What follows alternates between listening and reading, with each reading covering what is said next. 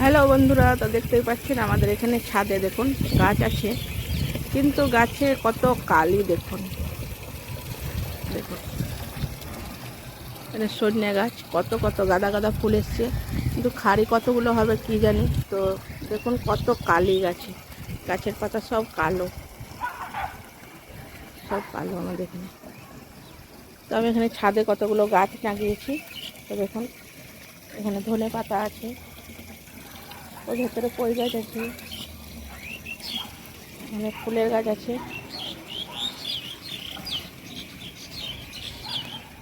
এখানে আমার পালং শাক আছে দেখুন, এখন জল দিয়েছি তাই এলোমেলো হয়ে গেছে সব। কুমড়ো গাছ হয়েছে, এই ধনে পাতা, লঙ্কা গাছ সব টবে টবে যাই হোক লাগানো আছে, যাতে পাই তাতে লাগিয়ে দিই আমি। সব ফুল ফুটেছে। এখানে একটা লঙ্কা গাছও আছে, অনেক লঙ্কাও ধরেছিল।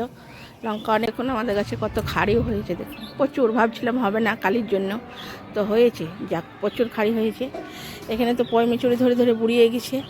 আর এখানে পালং শাকেরও সেই অবস্থা দেখুন। পালং শাক দেখুন কত বড় আমার মাঠ, এই দেখুন।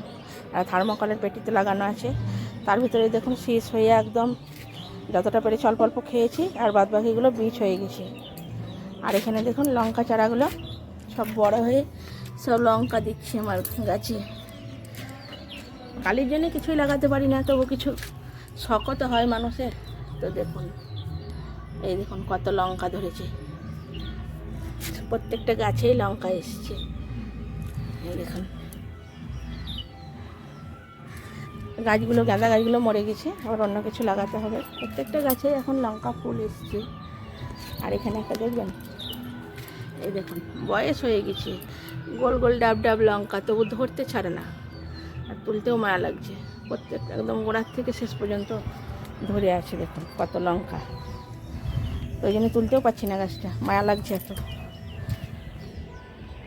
দেখুন কত লঙ্কা গাছ, কত সুন্দর একদম গাছগুলো হয়েছে। কালি আমাদের এই দেশে, তবু লাগাই শখ করে আমি, হয়েও আছে লঙ্কা প্রচুর।